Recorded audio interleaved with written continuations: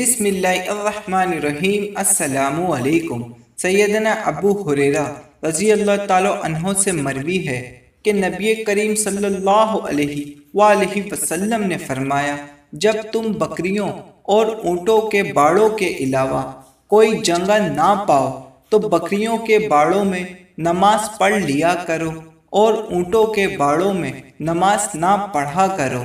سیدنا عبداللہ بن مغفل رضی اللہ تعالیٰ عنہ کہتے ہیں کہ رسول اللہ صلی اللہ علیہ وآلہ وسلم نے فرمایا، جب تم مویشی منڈی جاؤ قربانی کے لیے جانور خریدنے اور اگر نماز کا وقت آ جائے اور تم بکریوں کے باڑوں میں صاف اور پاک جگہ دیکھ کر نماز پڑھ لیا کرو، لیکن جب نماز کا وقت آ جائے اور تم اونٹوں کے باڑوں میں ہو تو وہاں نماز نہ پڑھا کرو، کیونکہ یہ شیطان سے پیدا کیے گئے ہیں۔ آپ صلی اللہ علیہ وآلہ وسلم نے فرمایا، بکری جنت کا جانور ہے۔